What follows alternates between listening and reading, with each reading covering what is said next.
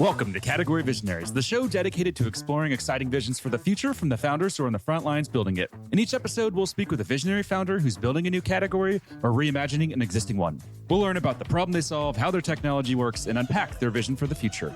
I'm your host, Brett Stapper, CEO of Frontlines Media. Now let's dive right into today's episode.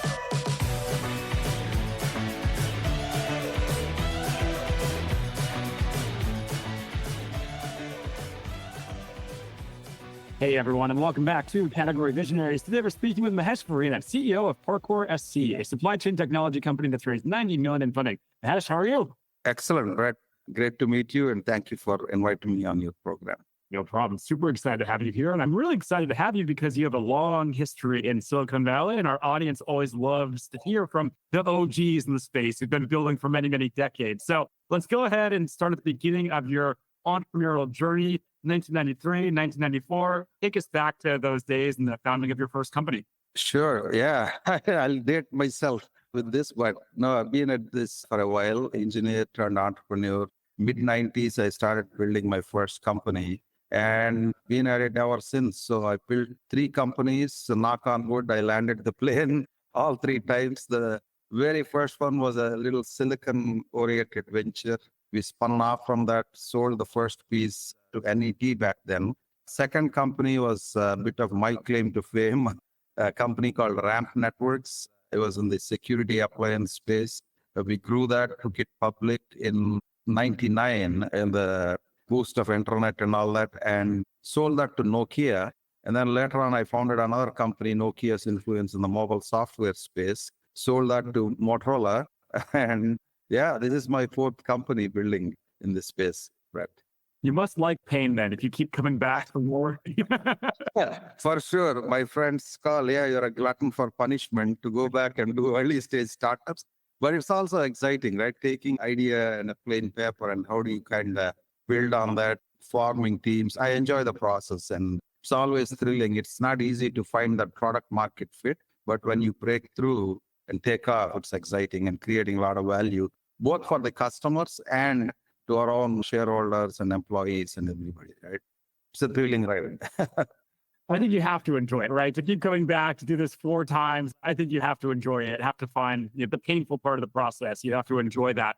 For you on an IPO day, let's talk a little bit about that. That's something that I think most founders, if they're being honest, like they dream of that, right? Like they dream of taking a company public. What's it like? Take us behind the scenes. Yeah, no, it's always thrilling, right? You're right. I mean, very few, I heard numbers like less than 1% ever cross over to get to that IPO point. And we were fortunate. We found a little category, took off very fast. Sales were growing very fast. So this was in the, as I said, 98, 99 timeframe. This was security appliances. We were a category leader in that. So we were running somewhere in some decent run rates back then at 40, 50 million, you could go public. So we, after a series around Series D or something, we went public. That was an exciting small team. And the day of the IPO is always very thrilling. It's almost like you live a dream phase, writing the S1s and going through all the motions, a lot of learning. Several times I doubted myself, hey, I now ran a public company. Do I really want to do this? Why don't we hire some professional CEO? I'm happy to be a CTO or something. But my board was behind me and said, hey, founders tell the most natural, best story. Let's hire a good CFO that supports you in the street with the analysts and so on. So it was a very interesting going out on road shows and pitching to the, back then it's a slightly different process. Then our process is the same, but the investors and how money's flowed was different. So doing those road shows, bringing the company to public, creating that liquidity, our investors did extremely well. And we ran that for 8 quarters before, that 2001 dot-com bubble started shaking. So we were fortunate, landed the plane, sold the company to Nokia before things went south. How intense was that? In 2001, you start to see things are looking a bit shaky. Like how intense was that feeling for you? It is pretty intense. We were in the telecom space, right smack in the middle of all the Cisco's and everybody. Telecom bubble burst. That's what happened, right? Dot-com bubble, and telecom was in the middle of it, powering all the internets and so on. So we started sensing way ahead, like some of these big telcos we worked with started pulling orders and things started slowing down. So we sensed that. And we decided with our board, probably good time to kind of find a sorter and exit. So we were sort of in that process and fortunate before things really crashed and burned. We got out of the market. When it comes to your approach to company building, are there any patterns? Like most startups fail, as you know, all the listeners know, like you've done 4 that have it. Why? How? What do you think you've done differently? There's no, one set formula. It comes down to you have an idea, kind of sometimes you come with a set formula that coming out of a company, there is a market and underserved and you jump on it. But a lot of times you're still groping around to find that product market fit and will it scale. So my formula has been, first you start with that seed idea and you really need some really good technology, first of all. But technology is still 20% of the equation, right, when you build products. And then I always measured, hey, 0 to 1 is like the dog's eating the dog food. Can you really go out and unlock some value for these customers with this, whatever solution you're offering, and they're willing to pay for it? If you can do that, then it has some legs. And then you get into, hey, can I rinse and repeat this? That's the 1 to 10 million test, right? Like, hey, I can land, you find a pocket of target market customers and be able to serve that same solution again and again. And then if you cross that test, now you have a scalable real business. Can you really scale this business? And that's the scale up more 10 to 100 or the next phase, right? So in between that phases 1 and 2, it's a lot of first, can you build the technology? And the next test is, hey, are we really delivering value here? Is there a clear product market fit? How can you rinse and is there a go-to-market channel? Are the economics right, both for the customer and the company? So these are all, there is no set formula. It's a lot of experience and learning and quickly. Sometimes you get lucky. And trust me, luck is a big part of it. A lot of what's happening in the markets and timing and everything, right? When you joined Parkour, was that 2016 or what year did you join? So Parkour is an interesting story. I was an early investor in the company when the company was founded and very small, tiny 7 people company. I wrote a check, then on the board, then I helped with some initial money coming in. Then I actually took an active role from the board to running the company in 18. Company was founded in the IoT sensor space. Then we pivoted out to what we're doing today. Essentially today, what we're building is what we call a dynamic decision intelligence for supply chain networks to unlock value across these supply chains. We see a lot of wastage and a lot of unlocked value. That's what we're really going after, right? So that's the journey. I started about that 18, 19, 5 years at it, in between all the COVID and other pivoting. And we think we found a really exciting product market fit and delivering to our customers, entering now that scale up mode, correct? When you made that first investment, did you have that idea of like, maybe this is number 4, maybe I'll come in as CEO, or where did that idea? Good question. Not at all. You're an entrepreneur for life. You see a couple of good engineers, interesting idea. IoT was hot back then. This was 7, 8 years ago. I said, and net new data is coming from everywhere. And the prediction is everything and anything will get connected. And then the data processing and cloud is really coming along. So I always saw the world in these vectors. Say there is a market transition happening. There is all this cloud and data processing coming along. Very interesting idea. As a tech guy, so you get excited about technology. That's how I bet. It's the people and the idea and the spark, right? That's what we bet on. I never saw myself running this or getting into this. I really didn't want to do an early stage one more time. But when time came, I said, okay, this is interesting enough game to take this and scale. Yeah.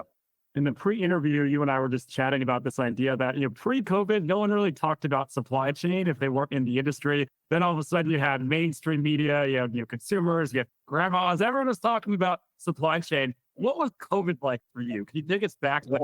Great question. So we started right in front of that COVID time, right? 18, 19. When I took the reins here, what we said was, hey, it was a little bit of a technology trying to find market and the solution. So we said, okay, now the monkey is on my back. I took the CEO first, figure out what are we going after. So we very quickly terminated all the hardware is commodity. I've been in that before. That's sensors, a gazillion sensors. Don't go after that. And we said, invest in the software stack and deeper intelligence. The next question is what market? Interestingly, we had a use case for moving car seats for Tesla from Boston to Fremont here in California and tracking them just in time to the line. If they didn't hit the car in time, there's a lot of expense taking that out and outfitting separately. So that's part, hey, supply chains are interesting. I think what's going on in here. And this is pre-pandemic again. I'll come to your question. And supply chains are totally fragmented. You have ERP systems, you have advanced planning systems, warehouse management, systems galore, but totally no real visibility in how they work. And Excel is still the thing to go to for them, right? So that's what focused on supply chains, but nobody knew supply chains. It's some back office thing. And so it was a little bit of a struggle. Go to the experts and talk. Suddenly, pandemic hits. They were bad for everybody. Everything shut down. We're sitting there, but supply chains became part of the town. I mean, any channel you switch on, it's supply chain running out of milk and bread and essentials, all the paper towels and all that. So that put it on the map. And especially in COVID, what got us going was before that, we made two bets: go after supply chains and focus on life sciences and pharma. We did a little market study. Where can we apply our core skills and platform? And we figured life sciences and pharma is ripe for disruption. Heavily regulated market, cold chains are important, a lot of losses. Pharma industry loses like $35 billion worth of product in a year for expirations, cold chain issues, other stuff. So let's say go after that. So these are some bets we made. And in the pandemic, late 2020, the phone started ringing because of all these vaccine movements. So we became partners with several packaging companies, helping them move safely and efficiently, all this vaccine stuff, right? So that kind of gave us a booster to get into 21 and really form the business. It was kind of a blessing in disguise in a way, even though it was bad for all, right? COVID kind of put us in booster. This show is brought to you by Frontlines Media, a podcast production studio that helps B2B founders launch, manage, and grow their own podcast. Now, if you're a founder, you may be thinking, I don't have time to host a podcast. I've got a company to build. Well, that's exactly what we built our service to do. You show up and host, and we handle literally everything else. To set up a call to discuss launching your own podcast, visit frontlines.io/podcast. Now, back to today's episode. Yeah, I think there were kind of, I'm sure multiple camps, but like two primary camps that I saw with founders and startups. There were some where COVID was the best thing that ever happened to the company. I think especially if you had disruptive technology, it was easy to get it adopted and get people to try it. And then you had like the restaurant businesses and retail technology that was just annihilated and crushed. But I think a lot of the companies I know, like they definitely benefited from COVID. Yeah, there are a lot of side effects. There are other pains, right? I mean, luckily we raised a round of financing just as we got into it. So it helped survive through all that period. But a lot of companies, it was very difficult timing to raise funding and all kinds of stuff followed after that, right? Yeah, completely agree.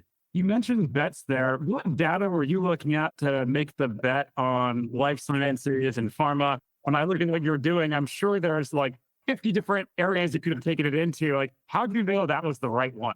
No, it's a great question. It's one of those, right? We looked at the whole, what are the types of use cases where the company was doing? It's for helping consumers in retail or airports and stadium venues using all these sensors and tech.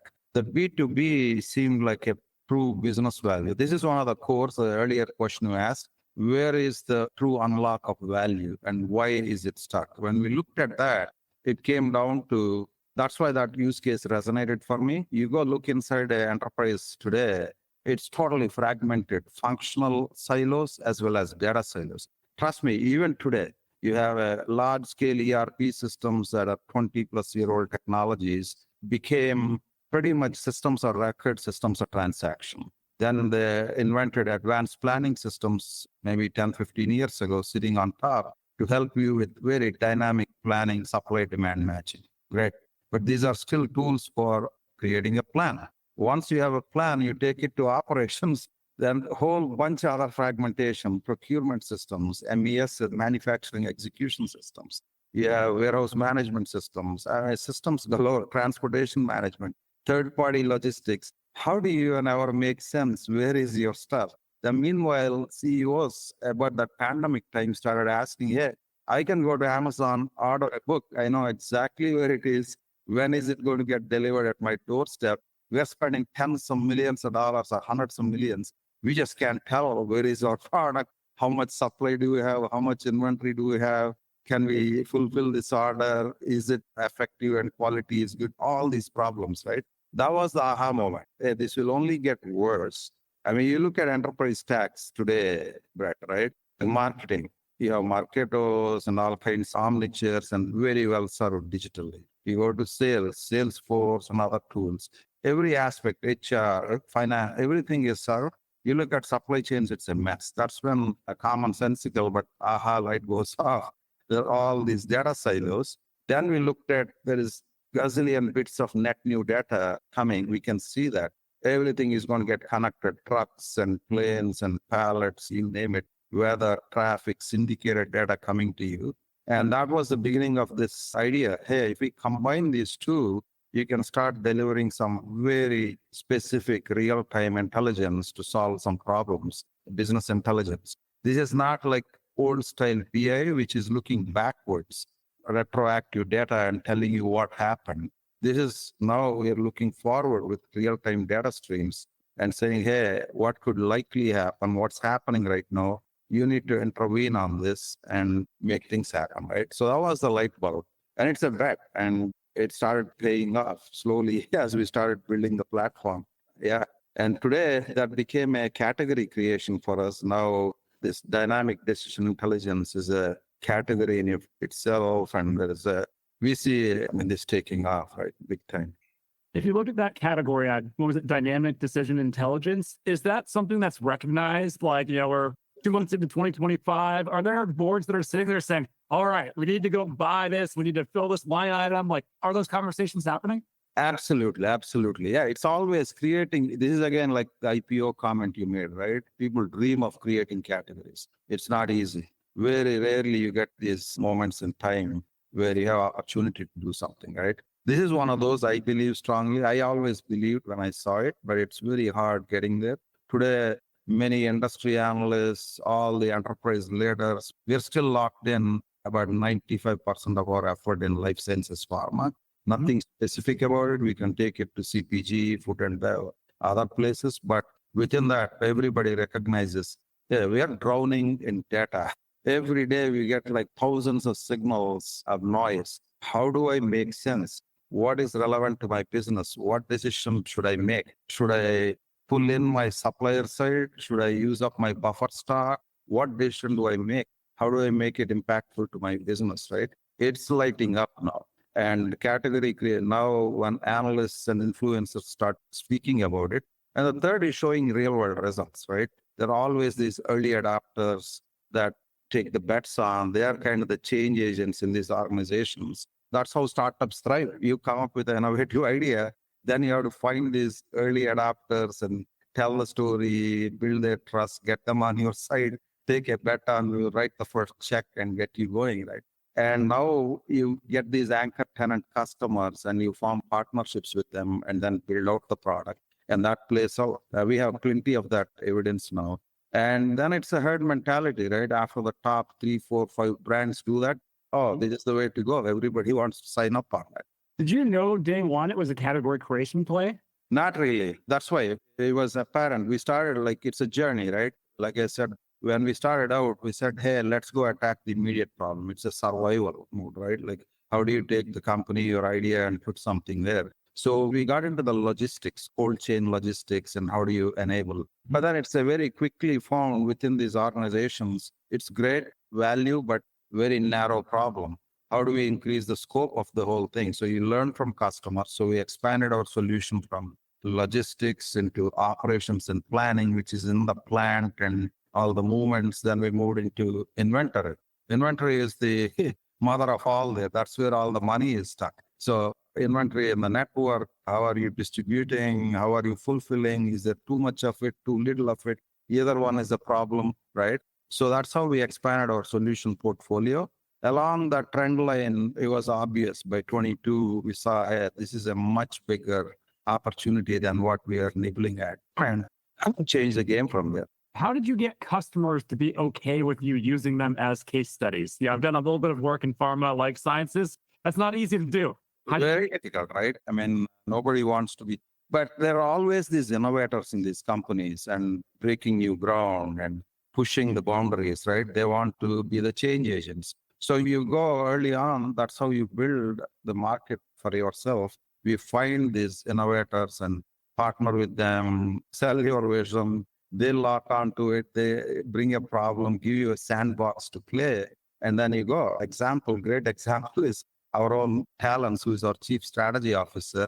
He was one of the senior supply chain leaders that over 20-year career, but always thought out of the box, how to kind of break the gridlock and drive faster, better innovation. When they spun off Organon from Merck, he went with it and started transformation. So he was one of those I somehow serendipitously met in a forum, and he gave us a little sandbox play and gave us some data and the decision intelligence term. Actually, we both toyed and coined that maybe 3-4 years ago.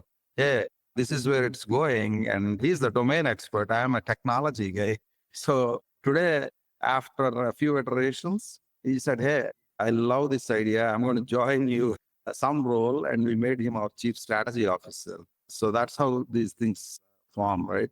So companies, there are innovators, a lot of the big companies that still have a lot of innovation in them, but they can't do it all. It's the talent, it's all kinds of that drive to go make it happen inside. It's almost like a little startup within them. So these companies give you that opportunity. That's the art, go finding and pitching them and getting a few on your side in the early days, Brett. This show is brought to you by the Global Talent Co., a marketing leader's best friend in these times of budget cuts and efficient growth. We help marketing leaders find, hire, vet, and manage amazing marketing talent for 50 to 70% less than their US and European counterparts. To book a free consultation, visit globaltalent.co. I think you have a good point there, right? Because you are tapping into the people who want to be labeled and career-wise, they want to be innovators. So it's in their best interest to be a case study or Absolutely. What we're doing. Absolutely. You're spot on. I mean, there are many motivations, right? One, they're driven to make change. Some want to grow up in their career, and this will be a stepping stone to build a big unlock of value in their organizations. Then boom, it's good. It's a win-win all around, right? And in fact, we crafted the strategy that one of my really good mentors, advisors, legendary Mr. John Chambers, he always advocated. There are very few Steve Jobs out there who go and boom, here is the idea and go and completely break ground. Most others we learn from some sort of custom or partnership and a co-creation strategy and get that knowledge because they are living the pain of the problem and we are solving with them how to do that, right? So co-creation is a great strategy for any entrepreneur to build that out, I think. If we go back to the decision to create a category, have there been any major trade-offs? And you're kind of where I'm coming from with that. I've been part of a few category creation efforts. I've seen one work and I've seen a lot of them not work. And what goes wrong is that, say we are this new category, this big, sexy new thing, and they lose out on all of the demand for the categories that are already there because they're trying to sell their new category. Did you experience that at all? Like, did you have to make those types of sacrifices in the short term to get the category to where it needed to be? A great question. Yeah, there are those. Interestingly, for us in this, we are not, this is like adjacencies of existing stuff. We are not doing any forklift because companies spend billions of dollars, hundreds of millions in building their ERP systems and advanced planning systems, warehouse management systems. There is no forklift. They still need these systems, but they over time became systems of record, systems of transaction. They are not getting the value. Rightly so. They were built in a different time for a different purpose, and they still serve that. But we are in a hyper speed age right now. There's so much data hitting you every day, every company, and yet you have to make the right decisions. How do you do that? These systems are not built for that, but there is data trapped in all these systems because that's where transactions happen. There is data that they don't even look at, all this data coming from outside. How do you marry all of this, blend it, and give them solutions? So we are a category coming either as adjacency or sitting on top of some of these systems to unlock value, right? So that's the blessing here. So that you do have like a BI systems, business intelligence. They're sitting there, still yet take all this data, but it started with looking a little backwards, what happened, and here are the KPIs and so on. Now, very quickly, this newer system started evolving. That's where you're kind of breaking new ground to add more value to existing systems and unlock trapped value there. What about firms like Gartner? How important has that been to your category creation efforts? Is that the end? If you get Gartner to use the term, do you consider that the category is created, or like, how do you know the category is there? Not necessarily. It's an interesting question. And there are a lot of those categories on paper created, but there's no real market ever happened. We've seen all those too, right? Now, they are very important part of the ecosystem, especially in supply chains. Gartner is a major influencer. A lot of chief supply chain officers go to them. So it's important. Analysts and pundits and what they think. A lot of other influencers in the market. Most important is the customers that are using it. Yes, once it's almost like a cycle that happens between the innovation engines and companies and the analysts, and it builds on itself and takes a form. Then somebody coins the word and makes that the category and magic word, right? And then everything flows. So you are kind of locking onto that, influencing each other's direction and ideas. That's how this shapes up. Reality is when there's a lot of adoption and thousands of enterprises and people start using it, it's real. And what piece of share do you have in that? That's what is a measure, right? And we are seeing those early trends. The final winners are never locked down, but it's real categories. You can see them emerging now. Were any of the other three companies that you founded, were they category creation plays, or were they more redefining existing categories? The first one was a technology sell. Second one was sort of a category creator. Back then when we were selling those early routers and these little security appliances, the kings of that play were Cisco with big fat routers and Ascend and so on, right? Nobody had this $500 little, the whole vision was connect small offices to the internet. Internet was taking off. So it started with that. So it is a category creation, but we were early in that cycle and got bought out. And then later on, we saw the Netgears and then Cisco bought a company. It did become a category, right? That all these gazillion small offices have to get connected. You don't have fancy IT support. Go to Price Electronics, buy it, plug it in, and it should work. So that's what happened. So that one was Ramp Networks is a category creator. And later, we were on the early cycle of it. Yeah. It's always interesting landing on this. The third one I sold was with that idea. By that time, we were mature. It's had enough arrows on our back building these. So that was an interesting one. It started with the idea it is a category creation. Because at that point, all the mobile operating systems were so fragmented. There's no single, all proprietary. Motorola had like 30 different operating systems inside. Android, Apple, of course, became the king of that category and created their own OS. Android started as a stealth project. Google bought it. But that was the idea. We wrote a long-range thesis to some VCs here that, hey, this ecosystem, I came from Nokia and I saw this. Symbian was their OS, that there is a big transformation coming. There'll be a much more standardized operating systems. And that was one of the visions, like using much more open source, like Linux and HTML5 kind of technologies. You can create a modern operating system, right? But we didn't get that far. We got caught up in the 2008 downturn. We said, hey, good time to land the plane somewhere. And we partnered with Motorola at that point. Is that funny that you sold one company to Nokia and one company to Motorola? Yeah, we sit and laugh about two of the biggest phone companies that don't exist anymore. But it's funny. They're amazing companies, right? Built and broke ground. Motorola had 30,000 patents and created the mobile space, literally. And I was fortunate to be in those, see some of those dynamics. And some of my friends are still at Google doing that. I still miss my Razor phone. Do you remember that Motorola? Yeah, Motorola Razor was amazing phone. Yeah. I'm seeing that we are up on time. Yeah. What's clear from this conversation is we're going to do a part 2. I could have chatted with you here for another hour. If you want to maybe just paint a picture for us, let's go 3 to 5 years into the future. What's the big picture vision for everything that you're building today? Yeah, so we didn't talk a lot about Parkour. In a nutshell, essentially, I'll give you what we're building. Like I said, we think all this data trapped inside companies and net new data coming outside can unlock this capability to do decisions much better and faster, right? And unlock new value across supply chains. That was the kind of vision that sparked. The second part of that was, this was another aha for me. being in Silicon Valley, you see all this. Hey, why are all these enterprise systems still built this old style, monolithic, huge? And we sit here and see Ubers and Airbnbs releasing new stuff at hyper speed and hyper scale so fast.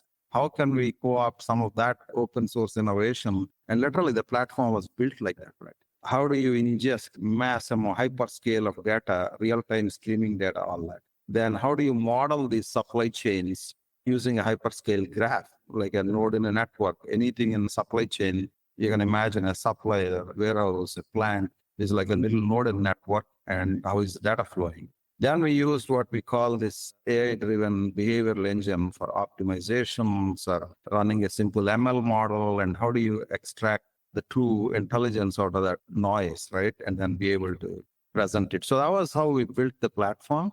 Now it's starting to bear fruit. We see real value, driving value for customers in many, many occasions. And we've seen 50 to 60% reduction in noise and interventions for a supply chain planner on a daily basis. That's huge in productivity, 30 to 40% productivity boost, things like that. So if we extrapolate this out, I mean, we see basically as this space forms becoming one of the leaders in that and able to deliver more value to these customers and better outcomes. Today in life science, it's all about a patient outcome. So how do you drive a better patient outcome for them? If it's in logistics, how do you reduce all the expedite costs, on-time deliveries, making sure the quality is right and the effectiveness is there? And if you have expirations and these problems. So those are kinds of things. We see this company I see this as scaling beyond. Today, the metric is 100 million plus is the next stop. So that's what we're aiming at in the next 3 to 4 years. So we should see an IPO then hopefully in the next 3 to 5 years. It'll be fun, yeah, to take this to a company that can have a chance at being a public company, right? And being a true platform. You're on the record here. You have to promise me the first interview after you go public. That's all I ask. For sure. We will talk. Amazing. Well, exciting period. Yeah. I've really enjoyed the conversation. I know the audience is going to enjoy it as well. So thanks so much for taking the time. I really appreciate it. Thank you, Brett. Thank you for the opportunity. Take care. This episode of Category Visionaries is brought to you by Frontlines Media, Silicon Valley's leading podcast production studio. If you're a B2B founder looking for help launching and growing your own podcast, visit frontlines.io/podcast. And for the latest episode, search for Category Visionaries on your podcast platform of choice. Thanks for listening, and we'll catch you on the next episode.